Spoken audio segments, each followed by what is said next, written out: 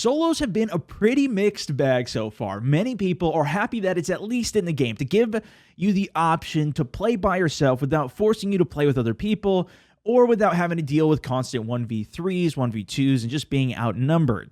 Although on the other end, there's a lot of people that have tried it and just despise it. The way that the game plays out, the way that it feels, the way that it's set up is more meant for squad. Everybody is camping. The number of passive players is ludicrous, and you can't seem to find a safe spot no matter what when you're in the top 10, top 20 zone and it's closing in. The game seems to have been designed for squads, and so that's really how it should be played, right? To the point of my last video, talking about Warzone and my initial impressions in the first place, this is all very subjective topics, but I wanted to share some of my experiences playing through solos. I've managed to get a few wins at the time of recording this in solo, quite a few second places, and far more top 10, top 15 finishes. But I wanted to share some of my thoughts on solos so far, how I think some of it could be improved, and I'm curious of what your guys' thoughts are on what I have to say, as well as what you've been experiencing yourself in the comments below. Starting the match, it is all about the loot, and I don't know what it is, but I feel like every time I've played, I've been finding a gas mask, and I've been getting enough money to call in my first drop. Now, the loadout box. Now, I think this is just because, you land in an area, typically you're splitting all that loot between 3 people, and so that'll get spread out much easier, but in this case, you are picking it all up. On top of that, I pretty much always get a gun. It's more rare that I don't get a gun, or maybe I just find a pistol, but I'll at least get an MP7, an LMG, or find a box that's got something in it so I can at least fight. Plus the fact that you just start with the pistol, you're not getting into these situations where you land next to somebody and then one person's just running away because they don't have a gun, you're hitting them in the back. As a person who started out on PUBG solos, it's something that I just love so much about this game. There's more gear. As of recording this, they were supposed to update the game to change some of the loot table with the vanilla guns that spawn on the map there, but it is something that's stale, I think, at this point, and also it's just so overruled by the custom loadout that you get. I'm going to have to wait to see how it feels once they do change some of that loot table, though, although I don't think that's going to affect it too much. Okay, so ground loot feels good, even feels better because you're the only one slurping it up. Gulag's still there if you die. I love that. Gives you a second chance to come back, and honestly, that lasts for an extremely long period. Even in the top 50, I've come back in a gulag. It does feel like there's slightly less action in the mid-game just because you're not having the reses from other teams bringing their teammates back and working together in that capacity. But because it is solo, there's still 150 people. You essentially have 150 teams on the map that are all not going to be next to each other, and they do spread out. And it seems like it still fills the area pretty well. Even in the mid-game, it feels like there's still a good pacing to it. The overall gameplay flow is still the same Warzone that you experience in squads. Step 1, loot. Step 2, get your custom drop. Step 3, get your second custom drop to get Ghost, or go out to another world drop one. Step 4, complete some contracts. Stopping power. Step 5, position yourself for the end zone. Step 6, get bad RNG, die to a camper. What? Let's bring it back to earlier, though, which is the contracts. They still serve such an amazing purpose early on to get your gas mask from a scavenger, to figure out where the next zone is going to be from a secure, which also the secure area goes faster when you're playing solos. These are fantastic. And to top it off, the bounty, where you get to go hunt somebody, now means in solos that you know exactly where that person is. They don't know where you are other than how close you are, and that doesn't help with the direction. And it can allow you to get much higher kill games, go aggressively push these people that are camping inside of buildings, waiting for the end zone, too timid to come out, and take them down. Having that in a solo game it's something I've never experienced before. Now, this is where you see a lot of divide, because the players who do want to just stick to some strategy, try and play a zone, try and make it to that end zone, play their positioning, even get ghosts ready, try and stay off the grid, can no longer do that if they get a contract out on them. Now, it's not every game that you're going to get a contract. There's not a whole lot of them in the game. That's something I actually would love to see, even more of the bounty contracts in the game, because there's a lot of times where I'm in a zone and there's just no contracts anywhere near me. Even if I try and land near them, because there's so many people, they'll pick it up, and then when they die, that contract is just done. Even if it's a search contract or whatever, a lot of them just go uncompleted. And it does leave the especially ending bit of the mid-game, I'd say, a little sparse in terms of what you can do. And it ultimately just comes down to more third-partying on fights. On the other side of it, though, the people that are being hunted, and when you have that contract out on you, you don't know where they're coming from, it really puts you at a big disadvantage. Knowing the general distance of how far somebody is does help, but it does leave you at a big disadvantage, especially with how pinpoint precise the kill zone is. With the benefit of squads with having this kill radius is that it's really only tracking the one person, and as you get closer, you get a better idea of which exact building that person is in. However, they still have 2 other potential squad mates that you have to be careful for, and they can completely position themselves to protect that VIP or the person who has the contract on them. Keeping the other people outside of that general area, you're going to have no idea where they are. You cannot do that in solos. You know the exact position with no other countermeasures that they can really employ other than maybe a bouncing Betty or a Claymore. So for that reason, I do think that in solos, they should widen the area of what that kill contract says. Of the area of where you are should be a bigger overall radius, because I know the exact building of where somebody is. Maybe not the floor that they're on, but I can keep watching that building and secure that kill much more easily than I could if it was a giant radius, even when I was up close to the enemy and I didn't know which of these 4 buildings maybe that they're in, forcing me to watch a lot more area at one time. Overall, though, I'd say contracts are very solid in solos as well. Upping the amount of them would be awesome, because now you're not sharing one contract for 3 people. It's 150 people all trying to get these contracts. And then specifically with that bounty contract, making it a little more difficult for the person that's actually hunting them. And now, welcome to the heated point of solos, the vehicles. I haven't really read or heard too much discussion on this topic yet, but man, have I experienced a crazy amount of it in solos. The vehicles are just driving absolutely everywhere. I had 3 games back to back to back where vehicles were rampantly driving everywhere. Now, I was part of the problem. I was driving the vehicle around the match, but at the middle point of the map, at the middle point of the circle, there was 5 vehicles. We didn't know each other.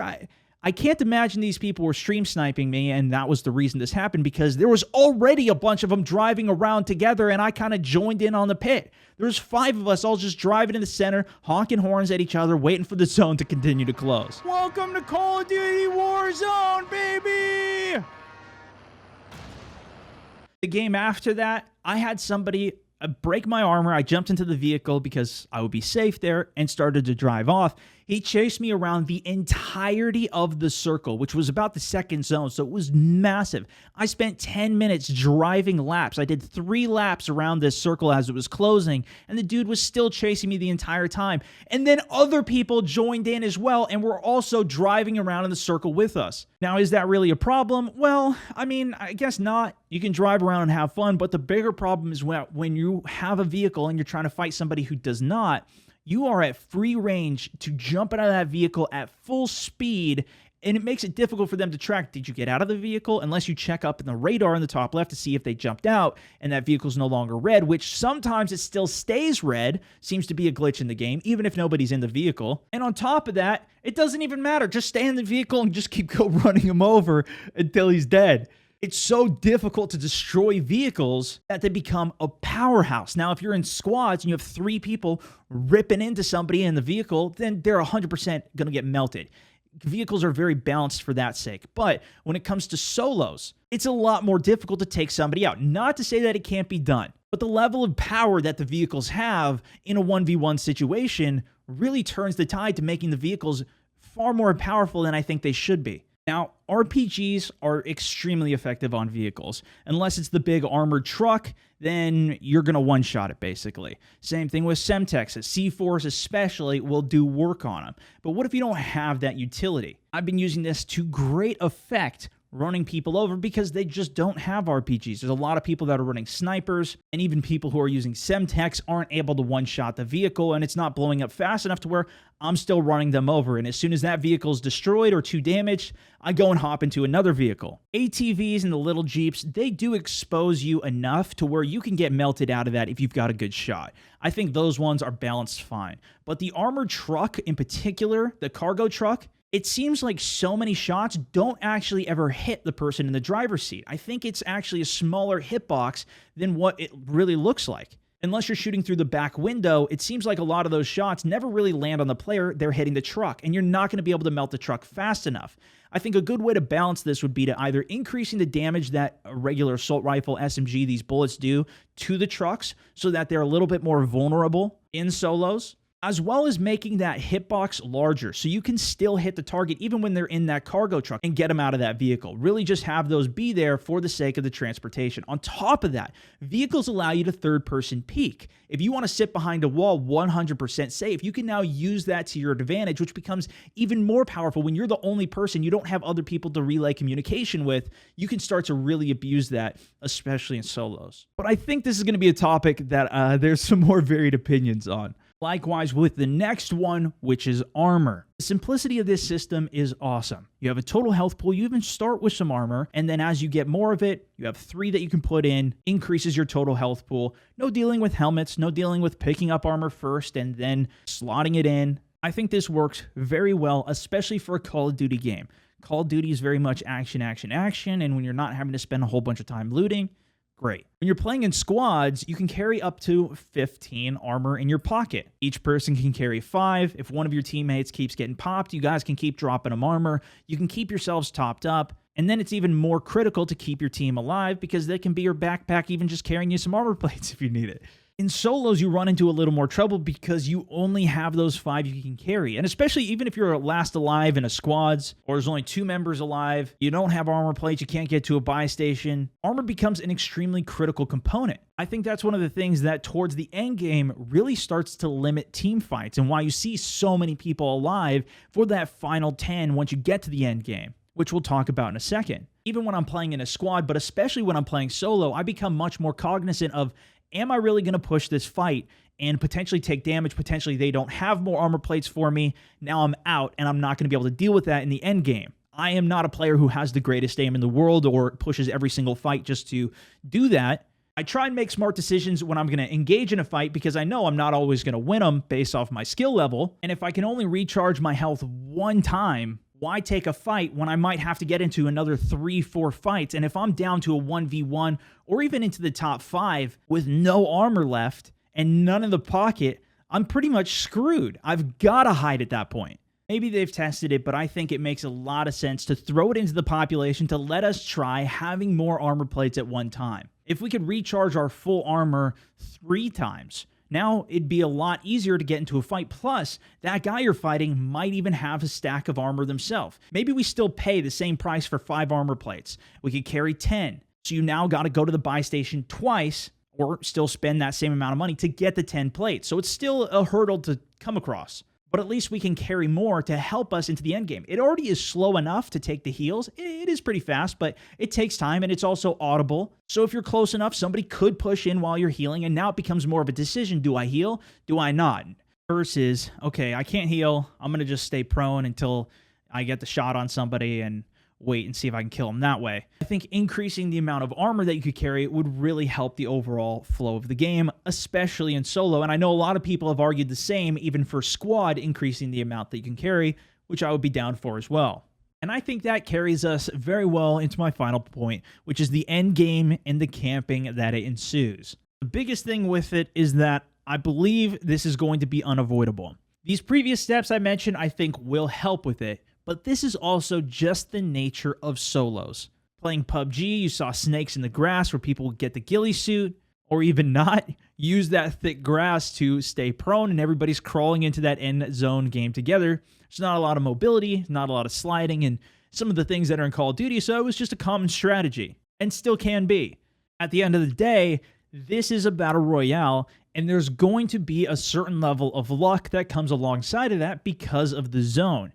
you will be in a top 5 situation and you will not get the zone, being the one who's forced to move across an open field, and man, your odds of survival are pretty much none. On the other side, you could be the person who takes a nice building inside the zone and it just keeps on closing on you. You don't have to go anywhere and everybody is in open fields running across it. Even the worst player can come away with a win. At the end of the day, no matter how good of a player you are, at the end game, that's where the dice get rolled. You coming across and even beating the odds is part of the fun of that end game. Because of that as well, though, you probably won't have as high of a win rate as something like squads, where you can really control situations and you have a lot more stuff that you can use to try and take away from some of those elements of randomness. That's what, to me, makes those wins that much more satisfying, and I think they're awesome, but I know is also a major frustrator for a lot of people because you just can't get through it.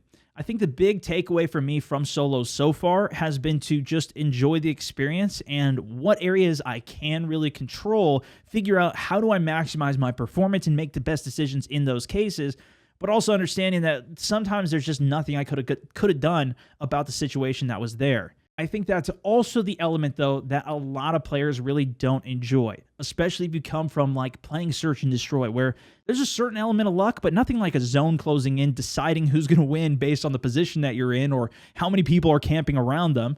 Players are going to make the best decisions they can at the time with what they're presented, and if somebody is inside of a building with an RPG and they're getting the zone to close on them and that works out for them, then they're going to have a huge advantage off of somebody who came back from the gulag, didn't get a reset, has no armor, and the zone is against them and they're trying to run from it. Overall, my first impressions with solos have been awesome. I definitely think there is some stuff that needs to be tweaked, and I would love a little bit more control at that end game, or at least giving people a little bit more opportunity with maybe more kill contracts. Maybe it is even turning a UAV on at the end. Maybe it's even just slowing the zone down so you can let a couple of those fights play out before the next zone starts to close. If anything, the end is where I see a lot of the congestion and where a lot of problems can arise. But I'm extremely happy that the mode is here, and I hope that it stays. To me, solos is where I learn a lot. That's how I started Battle Royales in the first place, like I mentioned. That's how I got a lot better at 2, even at Apex. When they introduced it, even though it was a limited time mode that they only had for 2 weeks, to me, it should still be around, but I felt like I got a lot better as a player, and I know this mode is not going to be for everybody. There's a lot of times you just die to stuff that, I mean, what could you have done? You didn't have anybody to cover you. You didn't have the intel. You're just dead. But there's also a lot of fights that I've really learned from and improved a lot off of. And it's also really just satisfying getting the one-shot headshot and they drop. No down, no looking for teammates. Do they have self-revive? Do they not have self-revive? Simple. But let me know what you think about it in the comments down below. If you enjoyed the commentary, let me know with the reaction. You can check out my last video talking about my initial impressions on the game when it first came out. I had about 8 wins at the time. Now I'm sitting around 35, and I've still been really enjoying Warzone. I'm interested to see what direction they decide to take it to continue to evolve it. Do they go new maps? Do they update the map that's currently out? I'm curious how they're going to tweak it and continue to make it fresh, or if it's something that they give up on after, the next Call of Duty's out, and now that's the new focus they go for. Once they let us know, I will definitely be back talking about it more. We'll see, but that's it for this one. Thanks so much for listening, watching. This is StoneMountain64, over and out.